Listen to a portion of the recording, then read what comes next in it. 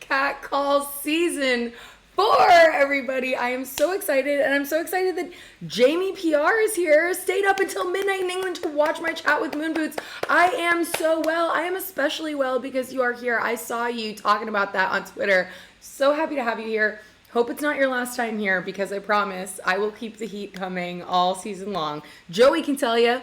Torrin Strike can tell you, Jamie Woe can tell you, Sydney Pooch out there, shout out Coach and the gang if y'all can hear me. Yes, so excited. This is the first episode of Cat Calls Season 4. Hope you liked the new intro. Tell me all about it. I do accept praise at any time throughout the program, and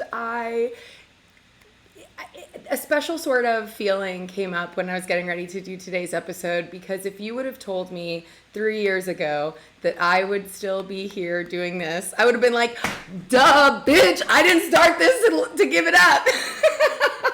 I'm gonna be here doing this because I'm insane. And I love talking to artists, and I love having you all be part of the program. You are part of this conversation, okay? So if you've got chat questions, throw them in the chat. I will make sure to get to them. But before I go too off the rails about how special it is to be here for season 4, I need to go off the rails about how special it is to have today's guest. And I need you to give a really big round of applause. Okay, everyone, 1, 2, 3, give it up for Moon Boots. Yes. I know, I was like sitting down, and I was sitting down when I got the call that he would come be on the show, and I was like, are you fucking kidding me? Like, yeah. Because I sat down and I was like, how long have I been listening to Moon Boots? And it's been more than 10 years, okay? That is insane. I'm pretty sure it was his song Sugar that samples Janet Jackson's If. That was maybe my introduction to his sound, but I can't be totally sure. I mean, he like emerged as part of that beautiful moment in the like 2012, 2014 era where people were bringing, mixing R&B and future funk and new disco and all of this wonderful, just like luscious grooviness.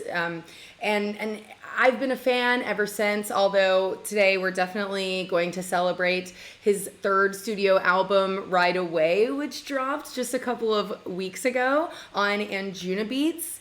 It is like so full of joy and energy. It's been scientifically proven that if you listen to Right Away, you can't be in a bad mood. I think actually, I tested it myself all day long, which is why I'm all hopped up on energy. Oh, Miriam, I'm so glad to hear Sugar was one of the first electronic songs that you loved. And eccentric Sue. Oh, that's a bot. I'm not going to talk to the bot. I'll get rid of that later. But yes, I agree. I'm so excited that you're here for the chat, Miriam. I know that Moon Boots is coming with a lot of fun energy. I know this is going to be a great launch to the season. I want you to be as excited as I am. So to get you in the mood, I'm going to play his Ride Away single, Come Back Around, with indie darling Cherry Glazerr. It's got a super cute music video and a really infectious hook. So I'm gonna let that wheedle into your brain a little bit. And when we come back, we will have Moon Boots on the line. So get your questions ready. As I was saying, this is your show as much as it is my show. So I really want you to just be a part of this from start to finish. And I love you. And I'm so excited, Cat Call Season 4.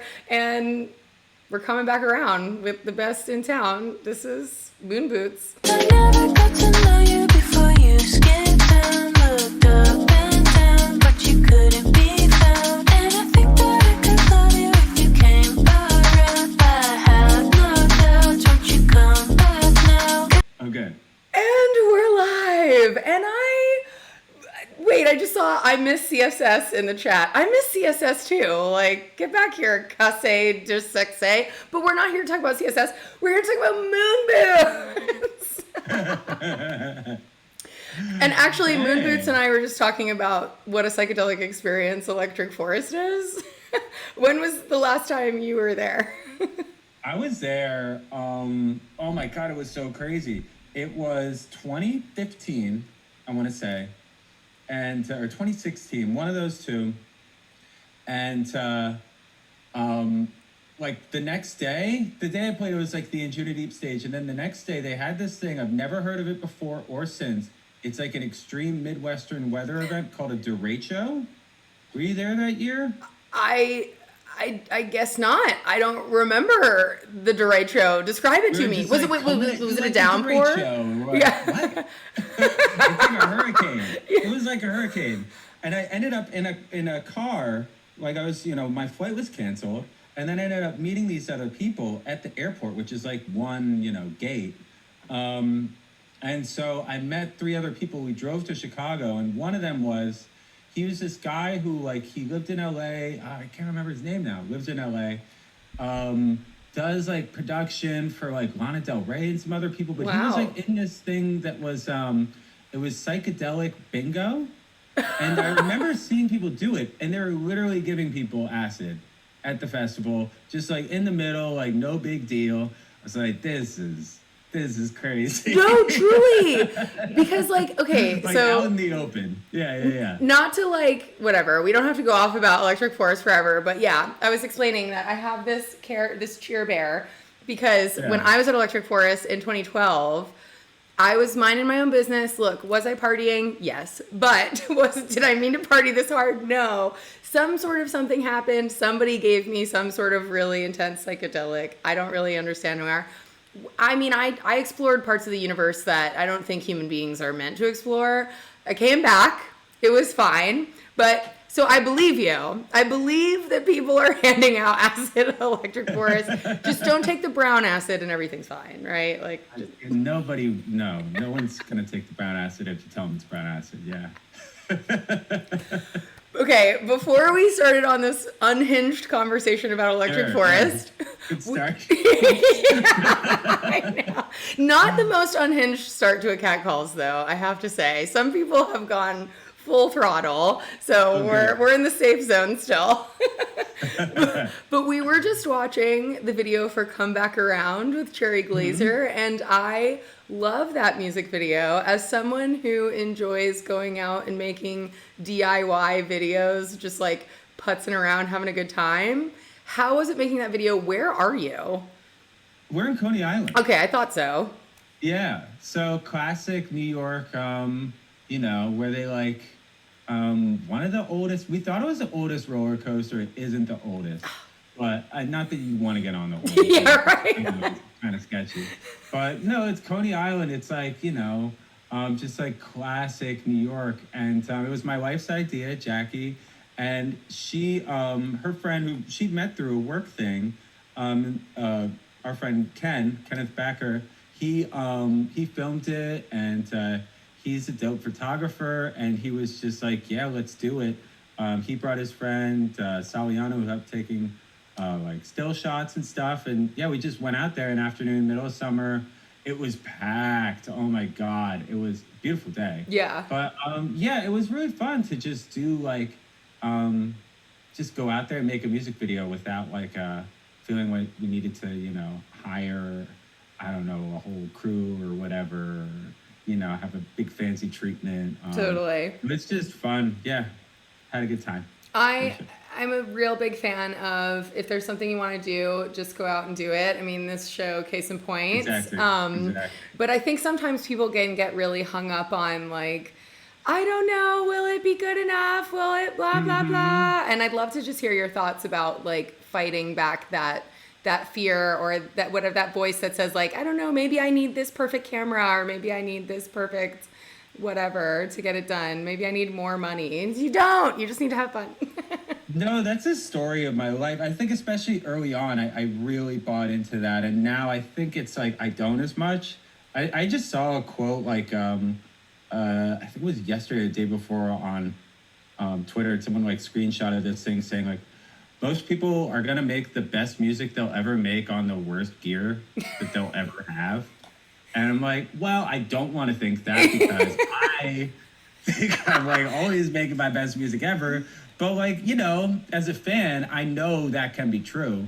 Yeah, it's not about the stuff you have, and you shouldn't let think of all the people who like started on Fruity Loops making and became huge hip hop producers, huge.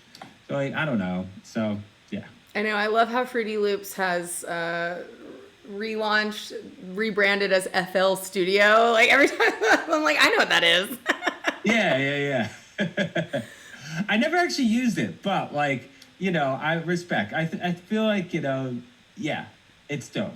I think that any, crack software, I used a ton of crack software. Yes. No shame, whatever. We all did. Yeah, that's So, how you get started. yeah, if you're like making money doing music, like, no, you should probably pay for Right, it. But, yeah. if you're starting out, fuck it. But yeah. Sorry. What did you start off with? I'd love to hear about baby boots days, moon booties. Baby boots. I started out. I actually had some gear because I was playing in a band before, and we'd gotten like a recording budget, so we had not Nice. much, but we had a few things. So I had a couple synthesizers, Nice. and we're using Ableton, and then I moved to Logic, and I just had like 2 or 3 keyboards, and a lot of free time, and that's the main thing. I love that Beck song. 2 or 3 keyboards and a lot of free time, right? That's all you need. Yeah. That was the invention of hip hop right there. Exactly. What kind of band were you in? What was this band that you were in? I sort of was skimming at the comments before. I saw someone mention the 12s. Like that was around that same time. Yeah, we were. And I love the 12s. Oh, They were same. amazing. I remember it broke my heart when I met one of the what is his name in the 12s? It's 2 guys, and I met one of them, and he was telling me that they had an album on a hard drive. Oh no. You know where this is going. Yeah. They didn't back it up, and the album was gone, and then it was just like, I don't know what happened. But I remember he told me that story, and I was just like, wait, but like. Yeah, right. And like, can I somehow go back in time? That's so sad, like. Where's bro, the DeLorean? listen. Yeah. Yeah. So, anyways, but yeah, the name of the band, we were like, we kind of. It's when I joined the band. It was the name of the band is Hey Champ, like hello. Great Champ. name. Yeah. Like, thank you for Yeah. describing. People would say HM. I don't know. I used to get that a lot, like the letters HM. Oh, that's funny. Anyways, it was sort of like an indie pop band, indie rock band, a duo, and I joined, and I was really, my friend from college got me to join, and I was getting him really into dance music, and he wanted me to join and add my synths and everything, and make more like DJ stuff and remixes, and I was literally just learning how to do all this stuff at that time. But yeah, that's like kind of what we're doing. So it was like some of it, the singer, guitarist, Sam, he was definitely more like into like rock and sort of like pop rock kind of stuff, which I was not into at the time. But I respected, and it was like, okay, like, I would just be like more like, oh, let's, jam and vibe and blah, blah, blah. And he's like, okay, where's the hook? And I'm like, all right, you have a point. So it was good, it was good. But yeah, I did that for like 3-4 years, and then I started doing my own thing, and didn't expect it to go anywhere, but here we are. Man, I just want to say you did not lose the hook just because you lost the other dude in the project. The hook is fine. No, he taught me. Yeah, you gotta learn. Yeah. The hook is great. And I know I was looking back and kind of thinking about when did I start following you in your project, and it hit me that it's been over 10 years. Like, that's crazy. How does that feel for you? I don't even it's like, it doesn't feel like 10 years. Right. Me neither. I don't, maybe let's agree that it hasn't been. It hasn't been. Exactly. No, I mean, I don't know. I don't think I'm always thinking about what's coming kind of next more than I am about like, remember that? Because that was one of the things that, I know a lot of people who kind of like fall into that trap, and it's just sort of like, you can't be thinking too much about the past, Yeah, it's true. It's important to like remember good times and everything like that, but if we just say, oh yeah, remember blah blah blah. Like I don't want to be one of those guys. Not yet. Not ready for that yet. Yeah, You know? when we can like Yeah. truly barely leave the house and like some younger Yeah. generation version of us has to help with the groceries, that's when you can be like, yeah, remember that? Like, No, exactly. The woman in the walker meme. Yeah, for sure. Grandpa, like I used to play Printworks. Okay, Grandpa. Like, Yeah. I saw that you did play Printworks though. I just went I there for the did. first time earlier this month. Oh, you did? I was stunned. What an incredible place. Which show are you there for? I went for the Ed Banger 20th anniversary party because I'm a giant okay. Ed Banger fan, hence the flat Eric in the background. But Yeah, that's that must have been sick. It was that looks, sick. I saw Errol Alcott's post about it. Yeah. Yeah. How was your set? You've played a couple times even. I did 2 different in Juno events. They got a bunch. I mean, it's crazy. It was only open, I think, for like 5 years. Yeah. That might even include the pandemic. It Yeah. wasn't open for that long. But or I know it's still open, but it's I guess it's got to close. I think in a couple May. months or something. Yeah. But it was great. I mean, they've got like it really felt like a festival, the kind of production they have where everything's on risers, everything is movable, and the freaking lasers, I know, truly, it was insanity. freaking lasers. One of my friends, Yeah. Jose, that was with me, he's like, we gotta go back before it closes. Like, Yeah. I'm like, okay, what, like next month? Okay, sounds great. Real No, I easy know. 8-hour flight across the Atlantic. But Well, and you notice like when you're there, because there's you think, the sound would be pretty bad, honestly, but they've got so much treatment and so many, the speakers are set up so evenly that you aren't even like yelling at the people. Like you can just, vibe, and it doesn't feel like super loud. totally. I didn't even Without feel like I earplugs, needed my whatever. earplugs, and I'm a big Yeah. earplug person. Like, would never tell someone not to wear their earplugs. Right. Felt comfortable. That's cool. Yeah. Okay, I do want to bring the conversation back to you and your life a little bit. I read Sure. that you are a native Brooklynite. Is that true? I heard that you also grew up going to block parties, and I want to hear all about these block parties in Brooklyn. What is this, like the late 80s, early 90s? Early 90s, yeah. And it's like formative kind of early memories. It's somewhere like, I guess I am a native New Yorker. I didn't spend my whole childhood in New York. We moved out to the burbs and stuff when I was 10. So I have Fair. a lot of memories of before, but I wasn't there the whole time. But yeah, I love Brooklyn. I've now spent most of my life there at this point since I've been back for quite a while. But I also lived in Chicago, so, I love Chicago too. But yeah, the block parties, we lived in like a really cool block that it's called Park Place, and it's near Prospect Park, in the Prospect Heights area. And yeah, it's very different from the area I live now because Brooklyn's huge. So now I live in like North Brooklyn, which is like Greenpoint and Williamsburg. That area is where I've been. But I feel like the area by Prospect Park is more like real Brooklyn in a way. But Real yeah, it was Brooklyn. sick.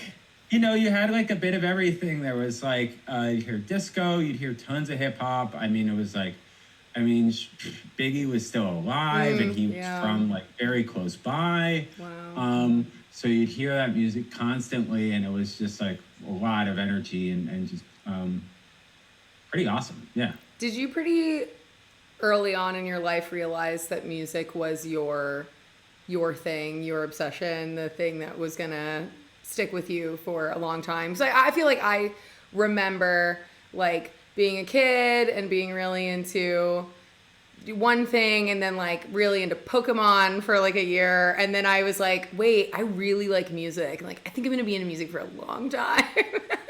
No, I hear you. I had other things. I got into like collecting. I was like, What were you collecting? well, I was a big comics person. This is kind of a sad story because I had a No. love my comics collection, and when we moved, the movers took my comics. It was terrible. So then I like wasn't a comics person after that. Oh my God. It was like you lost everything. I know when you're like, 10 and you lose your comics, that was like real drop a tear moment. But, and like, baseball, I feel like every like boy would like collect baseball cards at some point. Especially in Brooklyn, I'm sure. That seems like a very Brooklyn thing to do. Yeah, I liked like collecting things, but music was different because it's like, I don't know, I had a whole like emotional attachment to it, and I could tell that I had more of a, where like, I don't know, other people in my family would be like, oh, that's like a nice beat, or they'd be like, wow, these lyrics are amazing. I really connect with like the groove and the like emotion and the sound of things, and I enjoyed playing too, piano. So I knew I had like a more like I don't know if I knew it was a calling until like a little later, a couple years later, like in high school. But like I knew that was like a more than just like a hobby or like a collecting stuff or something like that. Yeah. Which is fun too when you're a kid. Totally. Like, yeah. What were some of the songs and artists that were part of that kind of like burgeoning obsession moving towards calling? I would say Beastie Boys. I love the Beastie Boys. Yeah. Are they Brooklyn as well? They were, and the song, Boys, right? Like, yeah. Well, no, they aren't all. I think only one of them lived in Brooklyn. The others lived in Manhattan. Okay. But two of them went to school in Brooklyn at the same school that I went to. Wow, that's cool. So that was like really awesome. Yeah. And then, they were obviously ahead, but I was right. Just like, but like, Beastie Boys, I loved Nirvana. Of course. Loved Nirvana. I loved, like when the first Chemical Brothers albums came out, I was like, I hadn't heard anything like it. I was like, this is insane. Yes. So yeah, that's some of the early stuff. I don't know. Yeah. I love it. What about you? Me, okay, well, Chemical Brothers was a huge one for sure. Yeah. I guess around that like late 90s, early 2000s, that whole big beat movement, like I didn't think to myself, oh, I really love electronic music and dance music, but like I loved Moby, I loved Chemical Brothers, I loved Fatboy Slim, I loved, bass music, all that stuff. I was like Crystal Method, I was into it, I was downloading it all on Napster. And Daft Punk, like, for sure, Daft Punk. Like, when One More Time came out, I was just like, this is great! And got Discovery, the CD, for my, like, Christmas that year. Big memories. But, and Chembros are the best! Lobo Jose! Good to see you, Lobo, in the chat. I know who that person is. Oh, nice. Lobo threw if it is the same Lobo, which it has to be, if it's not the same, a Lobo I know threw a crazy house party at Miami Music Week this past weekend and like covered the kitchen in like silver wrapping and had DJs going back to back. And then there was a room with all electro going down, and in the backyard there were bands. It was great.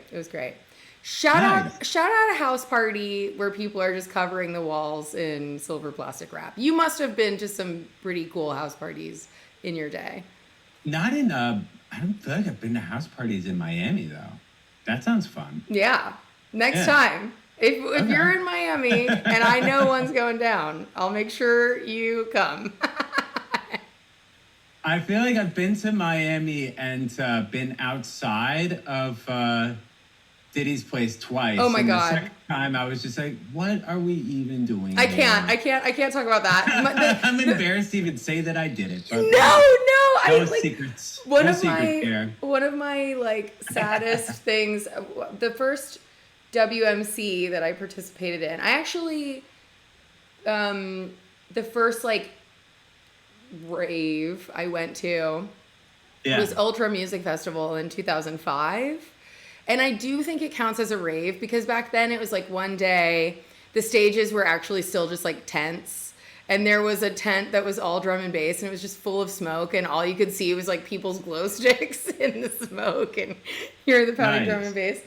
But my first WMC was in like 2010.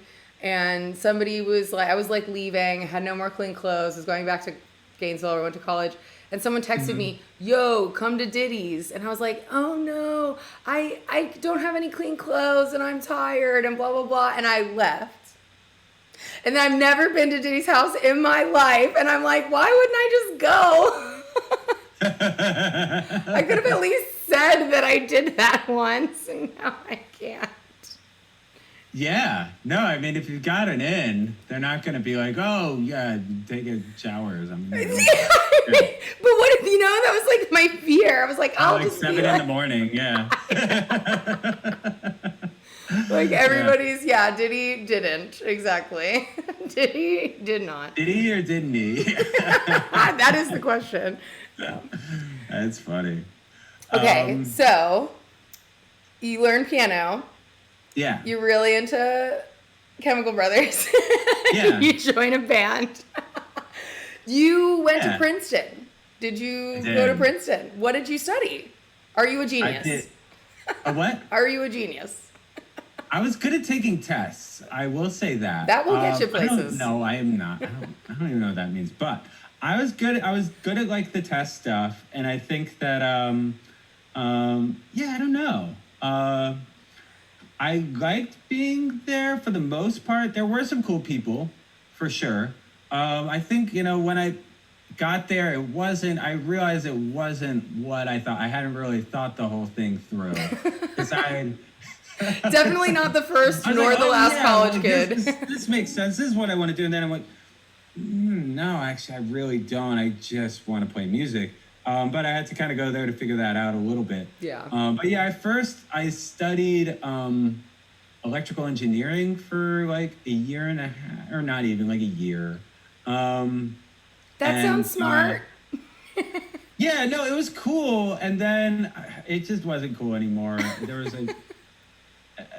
I like math, and because I love math and I love physics, and then it just got like to not be about numbers, and it got very weird and theoretical, and like my teachers were like talking about not showering. I had this grad student who was a genius, who was absolutely a genius. He was like probably 21, and he like got his doctorate when he was like 17 or something. Wow. And he smelled so bad. He was my math teacher. It was awful, but he was just like, and he spoke in this weird voice where he would like, it was almost kind of like, he just had all these crazy vocal tics. And like, it was at like 8:30 in the morning. I have to go with like a hangover on a Friday. And there was another class too that was just really boring. And I was just like, nope. It's what they're meant to be. You just decided, like, just fuck it. Like, cut the cord. I loved math, but I don't like what this is about, and I can't even pretend. Well, music is math, okay. Music is math. Yeah. It's like at least a 4, sometimes triplet 3s. Exactly. You got 2s, 3s, 16s, the whole thing. 120 BPM. Yeah, exactly. Yeah. Still got some math in there. Yeah. What was like? Did you just go, okay, I'm quitting school and I'm going straight into taking music very seriously? Like, how did you bridge that gap and make it work? I didn't drop out. I switched majors, and I like fucked around, and I was playing in the jazz program. I was actually really like playing jazz piano at the time, but like I wasn't there was a couple other people that like were definitely better than me, which is fine. Like there are people who like got like recruited, you know what I mean, to like go to school. They're like amazing. And I was just like, it was like, to them, it was just like a thing that I did, which fair enough. Like, but, well, here you are. Okay. It's not just something that you did. Like, I know, but I'm not like, whatever, Herbie Hancock or something. Yeah. But like, but yeah, there's some people who were like really sick. So like, I don't know, I felt like I wasn't really progressing there either. And I almost did drop out, but then I was just like, no, screw this. I did enjoy learning about music, composition, history. I'd taken a bunch of like econ, like I just wanted a degree and to get out, you know what I mean? And to just give it a shot. Cause I knew that like having a music degree, it's still like, I'm glad I did it. I'm glad I graduated, but I don't think that like definitely didn't prepare me for anything. Like there was nobody there in the music industry. There was no like everybody's like these really academic professors and whatever. So it was a cool experience, but there probably isn't as much overlap in terms of like what I've been doing since, you know. True. So, True. yeah. When I was in journalism school, I was very fortunate to go to a great program, and I had a lot of professors who had worked in the field for a very long time. It was also around the Great Recession. Like all these great journalists in Florida were getting laid off, so all of a sudden they were like teaching a semester or two at my school, and I had these like award-winning journalists teaching me and telling me how terrible it was to go into journalism. But it didn't stop me. No, but I remember there was this like feud brewing because all of a sudden there were these more academic types. I'm just making sure the But stream isn't journalism, you get drawn frozen. in by that. That's part of the allure is the sort of like everyone's kind of like, you know, salty and kind of cynical Totally. and whatever. Totally. Yes. You know that going in, yeah. Exactly. It's true. Yeah. It's also not the sort of thing you need any sort of degree in to be able to do. It's just like, but it's nice to have. You learn things. I definitely Yeah. learned things.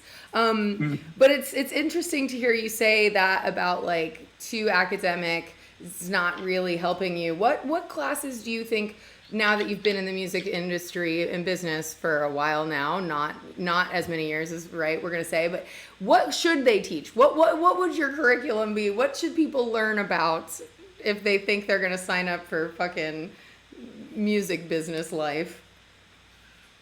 I mean, I don't even know what would they teach because everyone you've got to really find your own path. Is Yeah. the thing, and everyone's path is different. So I feel like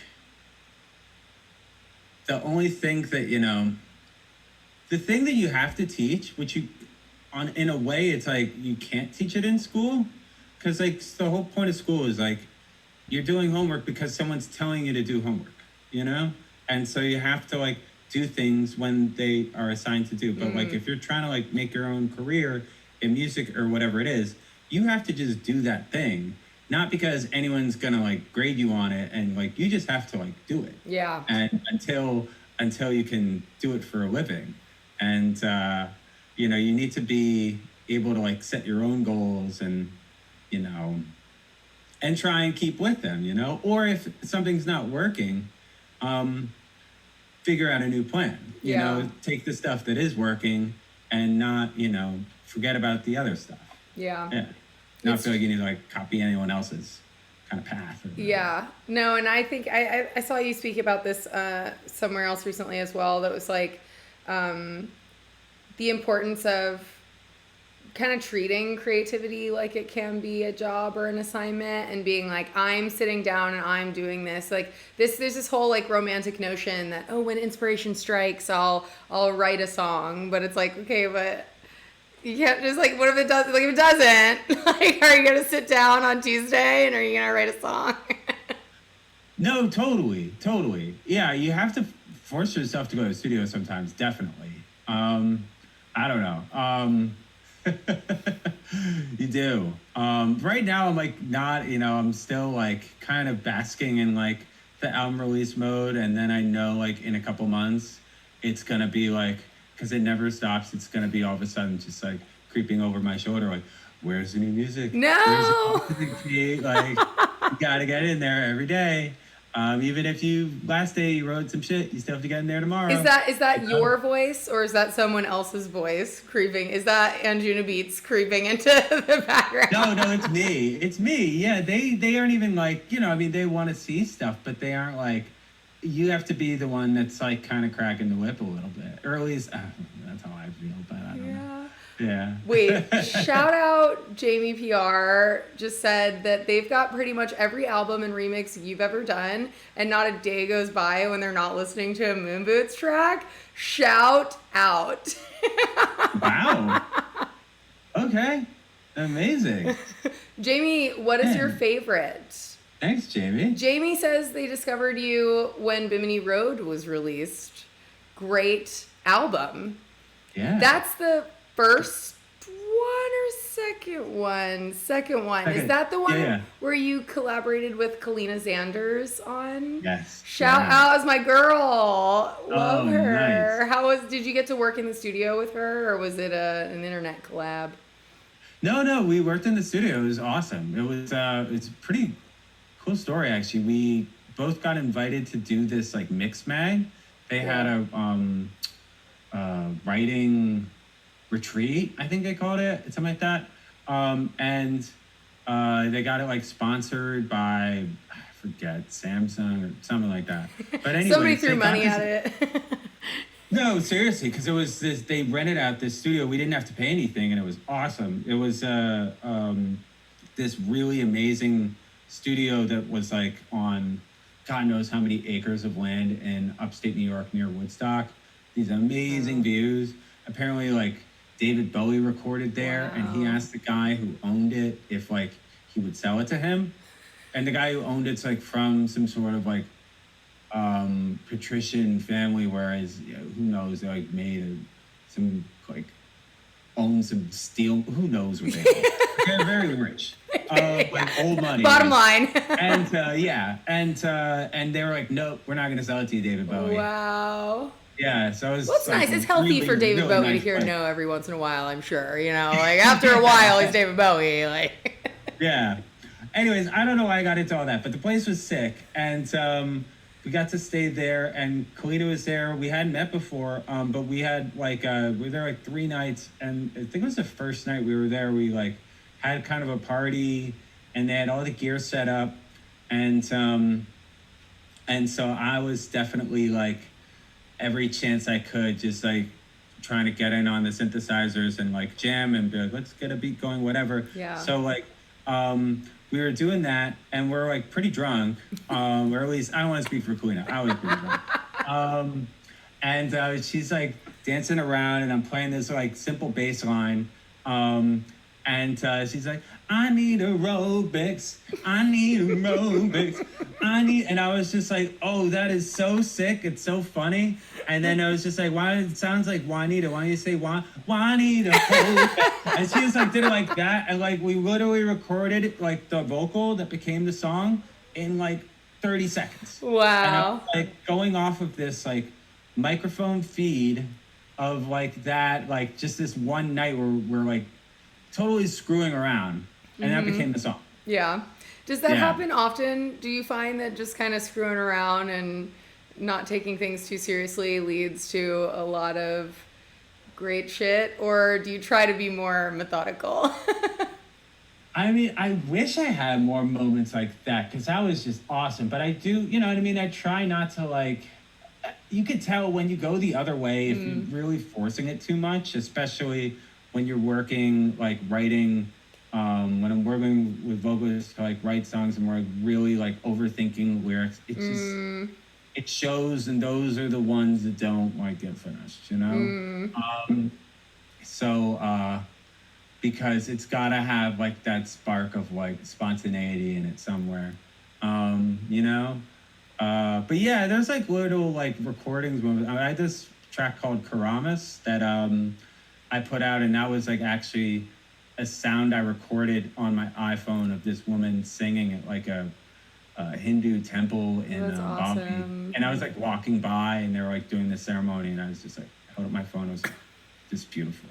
Yeah. I recorded it, and then I brought it home, and I wrote a track to it. That's so cool. I love it. Yeah. Joey in the chat was also shouting out your Little Boots collab.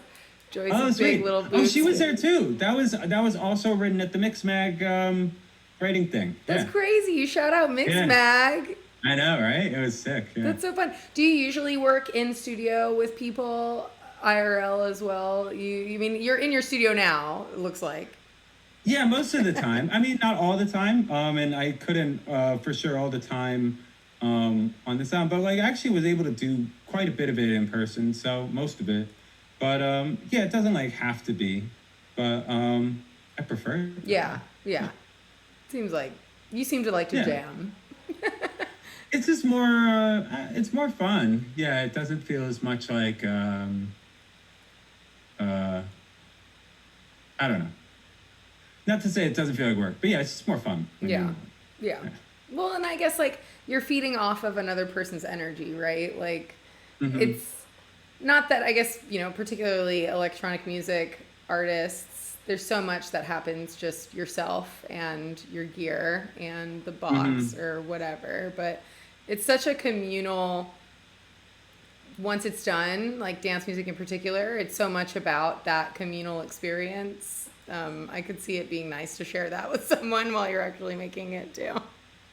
No, exactly. Well, especially if it's like the first, because then there's another like 50 hours that are like, Yeah. Me in a room by myself, banging my head against the wall, just be like, maybe I should change this, maybe I should change that, and then like, but yeah, it's good to have.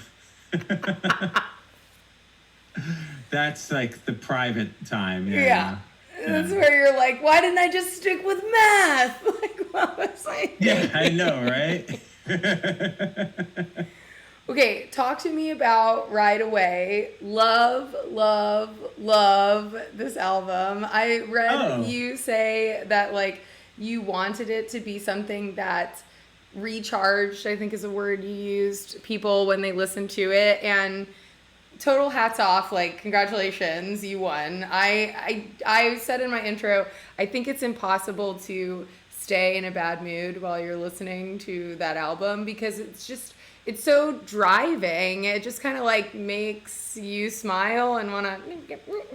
Were you bouncing around in your studio?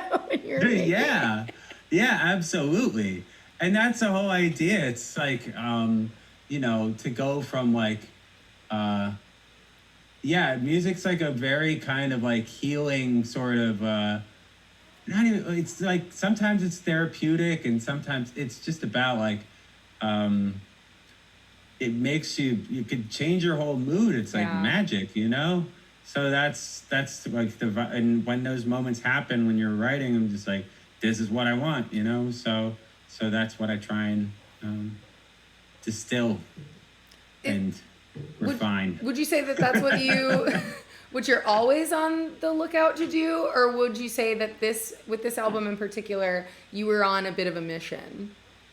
I think on this album in particular, in general, I mean, it's not too far off, but there are, some where I don't mind like exploring kind of like a little bit of the like dark side, or I don't want it to be, because if it's like all, music's about like exploring different like emotions, and it's not like, like all the time.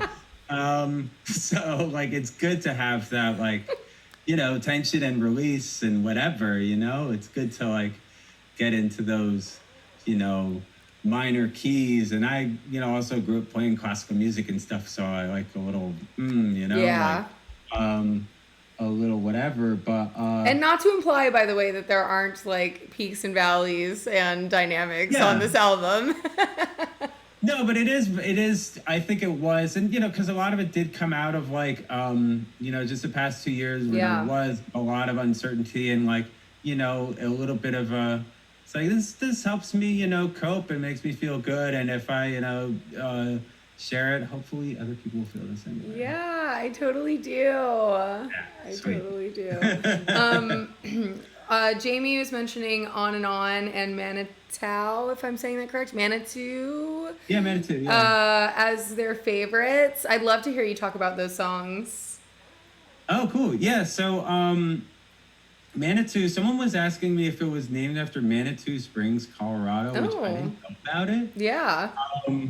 I was reading this a book by this guy Graham Hancock, who's he's very cool. He talks about like history before like the Ice Age. It was kind of some of the inspiration for the name Bimini Road came from like reading him and like just sort of other stuff I came across in that kind of world of like alternative history and whatever. But yeah, Manitou is a Native American word about like a benevolent spirit.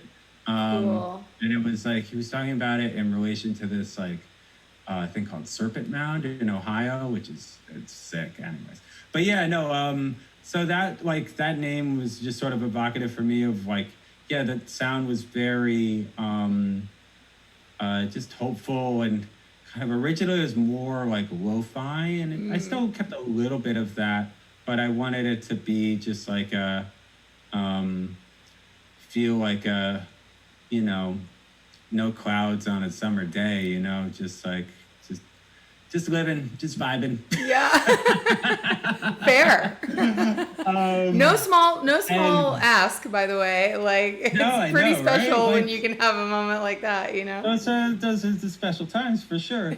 And yeah, on and on is that one was a cool one that we did. Like that one was a proper like online collaboration. We did it on Zoom, like we are now, and with this singer Dope Earth Alien, who's really awesome. And it's funny, like she just released a couple other big like high profile collaborations, and yeah, I've been like, you know, wanting to release that song for quite a bit now, but like it was a lot of like detail went into the production. My buddy Ross Clark is he's playing the guitar on it. Cool. So we're trading off between like guitar and piano, and it's very like that one's getting very into like the cosmic, soulful, very lush, like R&B kind of stuff that I really love. Yeah. So Yeah. yeah. What other instrumentation goes into this album? I mean, it's really like Ross is on a few songs. He does the guitar, and right away he does some like little kind of layers and "Take Me to Your Body." Otherwise, it's you know, synthesizers, the ones that are I can show you right now. Yeah, show us. Show us. That This is stat. Wow. This is a Moog Voyager. Oh wait, I don't have the power conditioner on. But yeah, this is a Moog Voyager. I use that for a lot of bass lines. I've had that for 10 years. Wow. And I love that thing. This is this thing. It's called. Is it Blurry? Oh no. No, it looks great. Vermona Drum Machine, and it's this German company, and they have. I use it for like hi-hats and weird percussion sounds.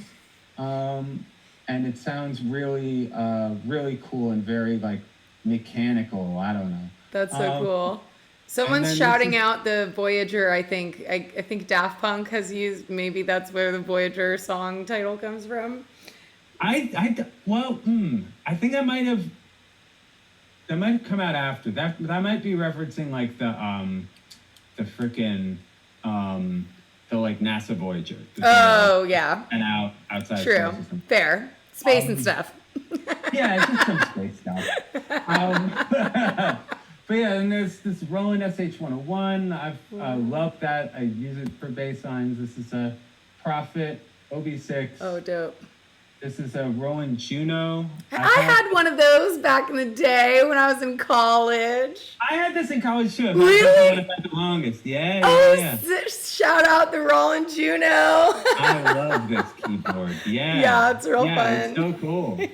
Well, I'm and glad that's that like- you kept up with yeah. it. You know, at least one of us had to. Like, You had a Juno? That's really cool. I did, yeah. I Yeah. played around with it for a bit. You know, it was the time. It was the late 2000s, and I was really into all this stuff. And I'd seen Daft Punk live, and I was like, let's get a cracked version of Ableton and a fucking keyboard. All this like surplus scholarship money, and so that's what I did Nice. with it. And You know, they're worth a lot of money now. They've like gone up in value like crazy. great. I mean, I just definitely don't have it anymore. I know. But there's a lot of things then that it's just like, yeah, oh, well, if I only, you know, I know, yeah, for sure. whatever to stock or freaking Bitcoin. If only the dang beanie babies, yeah. If only the dang beanie babies were still worth money. My grandma's got like a whole box full of them, you know. Yeah, what can you do? They aren't worth money to some people? They have to. Listen, you can There's go. like a thing for everybody. That's true. And, you know, give it time. Give it time. The kids, they're really into stuff we were into as kids for some reason. So Yeah. you never know. But everyone's always talking about, like, the Princess Diana Beanie Baby is worth $10,000. It's like, no, just because one person listed it for that on eBay doesn't mean anyone's actually buying it for $10,000. Does it look like Princess Diana? No, could you imagine? It's just like purple and it has a rose on it. It was a big deal all the time. Goodbye, England's rose. Yeah. Not to totally hijack the conversation.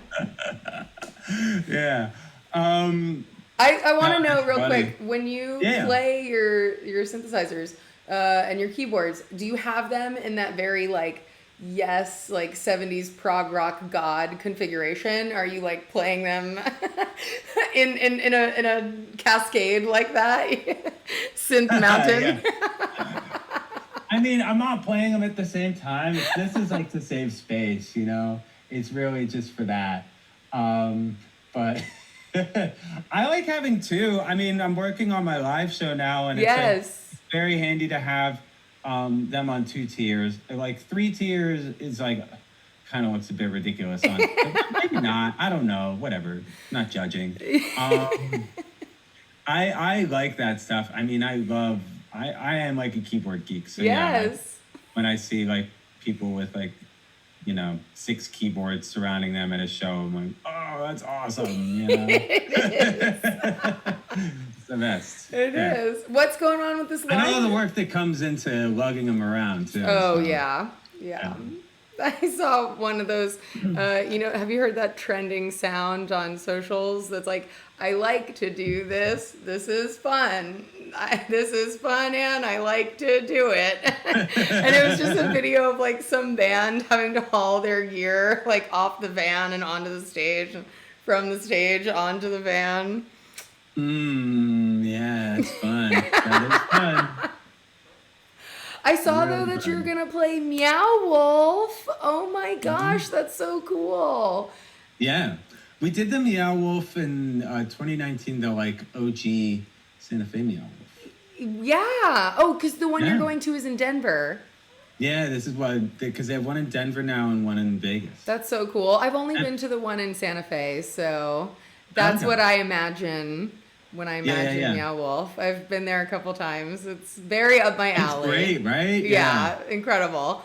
One of my friends who's definitely an introvert turned to me halfway through and she was like, what do you think about this? And I was like, I think it's great. And she was like, it's a lot though, right? I was like, yes, it's a lot. If you need Yeah. to take a break at any time, I'm okay to do that. No, totally. Have you been to the one in Denver? I haven't been to the one in Denver yet. I've been to the one in Vegas, but I didn't even really get to. I played there on Halloween. Wow, that must have been extra spicy. Oh yeah, no, the crowd was insane. It was awesome. But I like got there too late. I thought they were gonna have it like open all night, and then I got there. Oh, no. Like I don't know. It was playing like 11, and I got there like 9:30 or something. They just like closed it. So I was like, Oh, so you didn't get to see it? yeah, not That's really. a But I've seen bummer. the one in. I've been to the one in Santa Fe now 3 times. Nice. So, sorry. 1 second. Wait. 1 second. I got. Are you okay? Is it an No. emergency? That's my wife. I'm just. I'm a dad now. I need to make sure there's no Yes. emergencies happening. Congrats Yeah. on being a dad. Thank you. Yeah, it's the best. No, like it's the best. There are always like little things that can be like stressful. I mean, Yeah. like I like took our daughter to the pediatrician this morning because like she's like coughing, and I was like, is this a bad cough? And they're like, no, it's fine. Okay. I just want to make Listen, sure. you got to make sure it's okay. You can't be too cautious. You know, like she's not like breathing through her she's like breathing through her nose and not like as much through her mouth. So but she is adorable and she smiles a lot and love that. and laughs and like her like smile and laugh, it just like friggin' melts me. So it's great. Do you think that had something to do with this message and mission of uplifting on your latest album? Could you have been maybe a little euphoric for that reason? Yeah, it's not even just that, like, because, I was wrapping everything up as she was born. I definitely didn't want to be, like, Oh. lead off like bringing a new album out with her, where it's just like, me being like, I don't know, moody or whatever. And not that there's anything wrong with being moody, it's fine. Like, people are allowed to feel the way they feel. But yeah, no, I definitely wanted to bring something more kind of hopeful. Yeah. Oh, that's awesome. Is this gonna be your first tour as dad going away? First live shows, yeah, it's not like crazy long or anything. Yeah. Like, it was definitely more intense the last time we did the live show. But I have done, I've done some DJ gigs. The first ones were like pretty, it felt a little weird. I definitely had one where like I did not kill it. I was like, ooh, that was rough. Yeah. I was not in the right headspace because I'd been like, sleeping like 3 hours a night, and I felt way out of it being like, but yeah, this was like months. This was like in October, but yeah, it was like,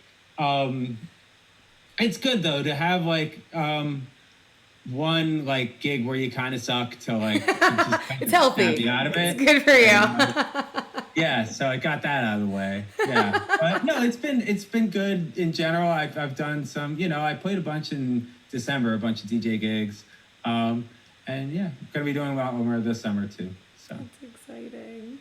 Well, we are about at our hour. oh my god, that's a lie. I know. I told you that it should. But you had threatened to show off a new synthesizer that you got.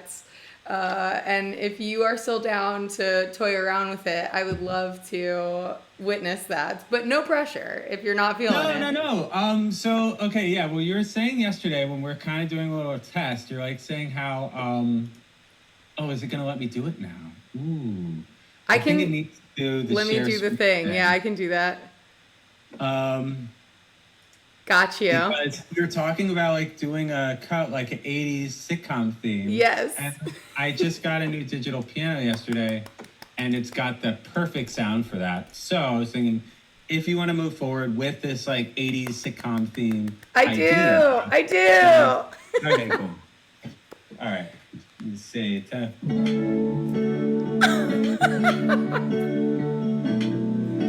Here, I'll play around.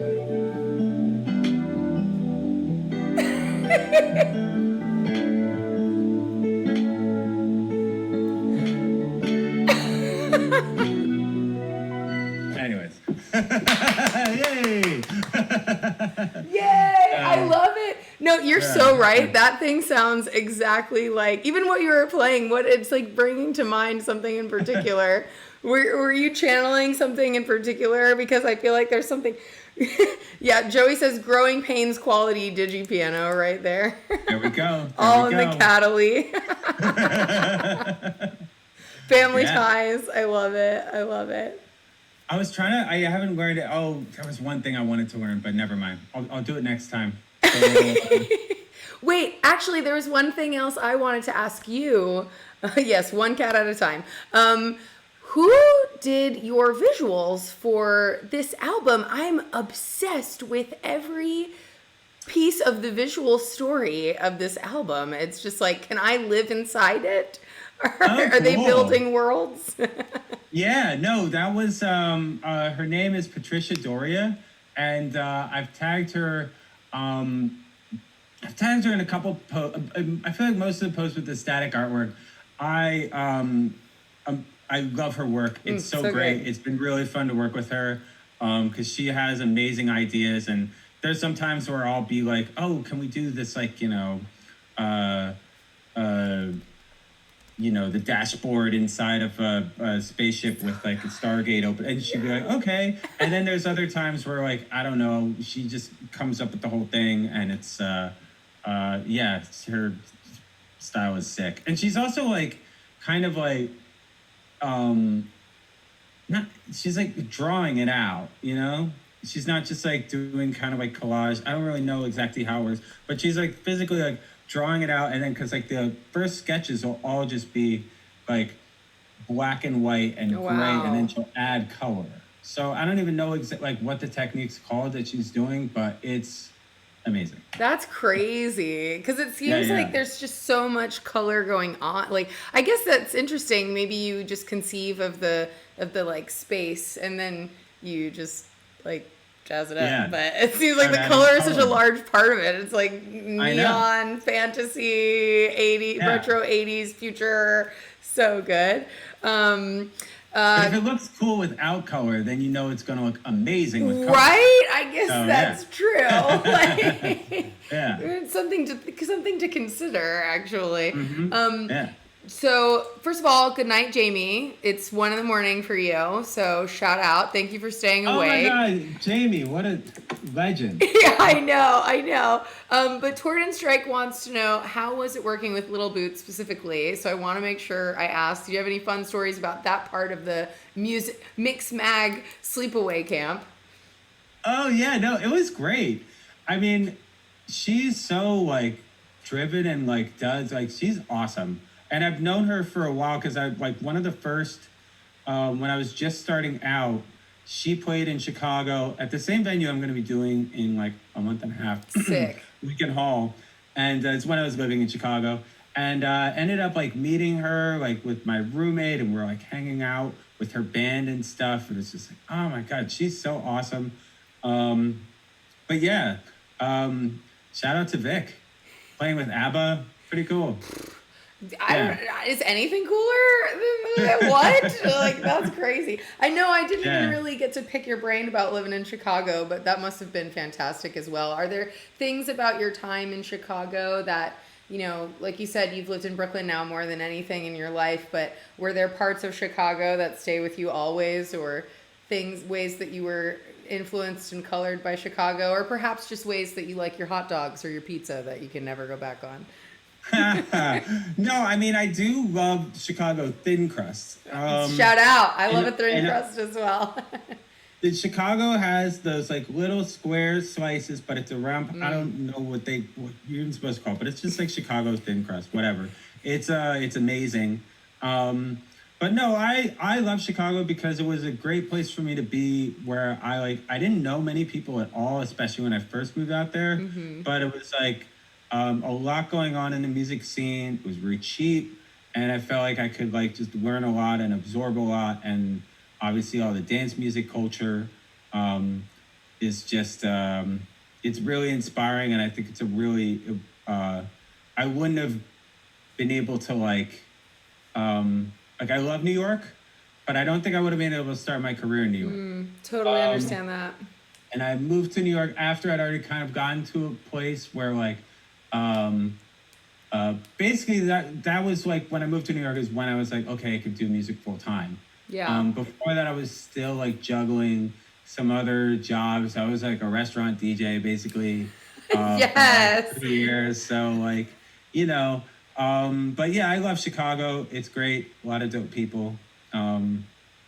It's just such a culturally rich city, and they wear their heritage on their sleeve. I love that they still have these like huge house music festivals for free for people in the summer, and like Frankie Knuckles has his own street now, and like it's just really I know, special. and I got to see him there. I got to see him there a few times, and it was really like moving in a Wow. way that like, because the Smart Bar Yeah. is an amazing club, and I lived right by there. It's not very big. What was it? Yeah. Maybe 600 people. But and 600's like packed there. But I was there a lot. There was a time when I would go there after my restaurant gigs, and like on Yes. Sundays as well. I'd be there like 3 nights a week. But Oh, to be young. yeah. No, I know, right? Frankie though, when you see him play, it was like really dope because, this guy made house music. It's not like and he made so many amazing tracks that like are timeless, and people like, like you hear like tears and it like makes you want to cry. It's so beautiful. You hear like the Whisper song, so many like iconic sounds are like, Frankie Knuckles. Yeah. But on top of that, he like literally invented house music. So like the like sort of like the gratitude people have like when watching him, it was just like it's dope. Yeah. That's Yeah. so special. Yeah, for sure. And then but I will eventually let you go, but then moving to New York, I was just having this conversation with a friend of mine who recently moved to New York in like September of last year or whatever. And, the winter's ending. There's just constantly something to do. And he's like, needs to get his life together a little bit in the best way. But he's like, I just wonder, how do you manage how much there is in New York and yet stay focused on what it is that you're doing? Like, did you ever feel that, oh my God, there's such a pull to experience and yet I just need to create as well? Like, It's honestly, I think I probably felt more distracted in Chicago where, there was like a more manageable amount of stuff going on where you could actually see like, there's just so much going on in New York that you can't even see a fraction of it. Yeah. So it actually kind of makes it easier. Like I don't get as much like FOMO you're just like, because, fuck it, man. I can't live my whole life like that. And like, I'm in New York, I got to pay my bills. I got to work. So, True. Yeah. True. That makes sense. Okay, and this is funny. Baby Wait, I love you. Baby Wait wants to know what your hair care routine is.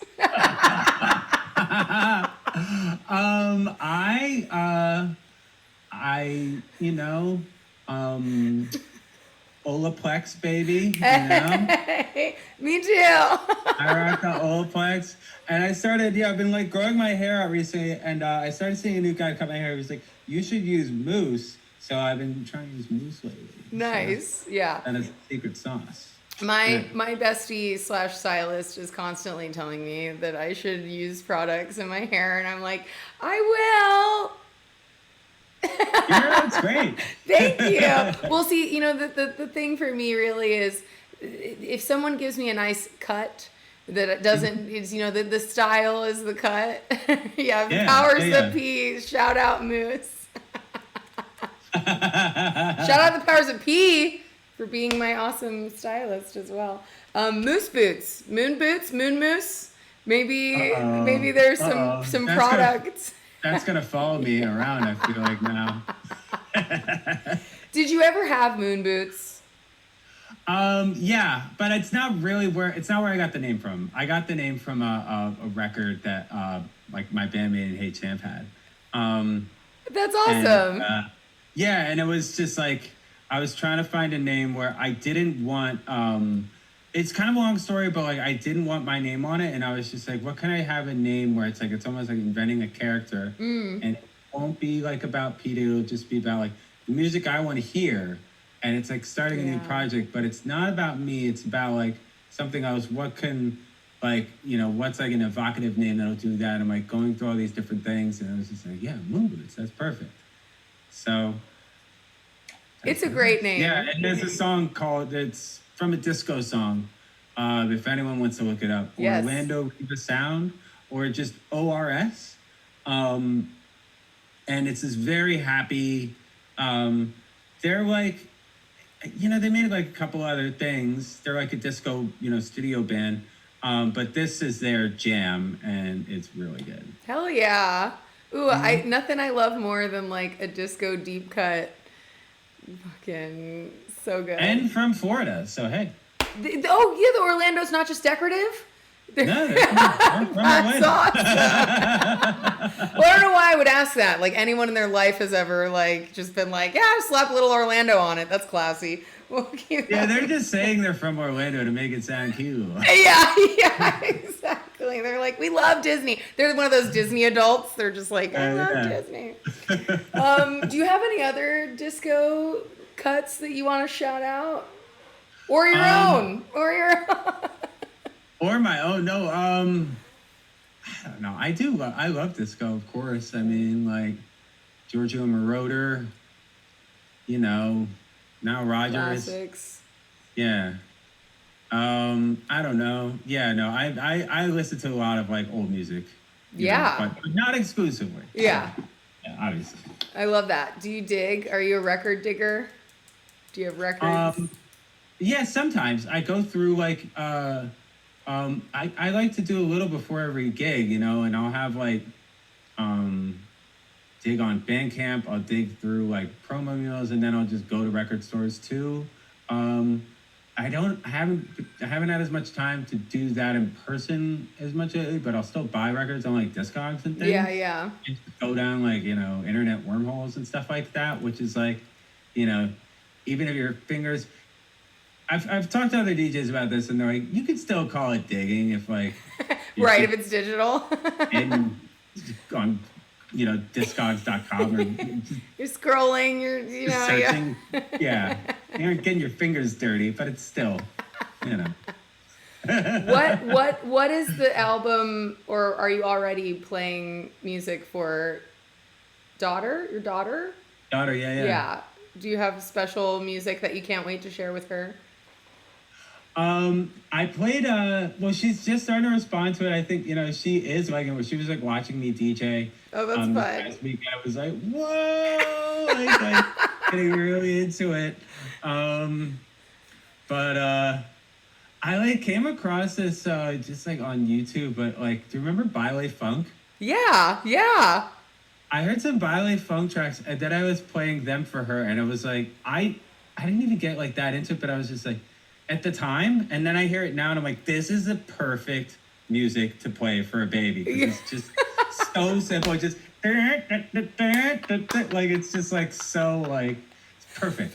I saw a funny TikTok the other day where someone was like, 1 minute you're listening to this in a sweaty basement, and the next thing it's like part of the learn along song that your kids want to listen to over and over, and it was Justice's DANCE.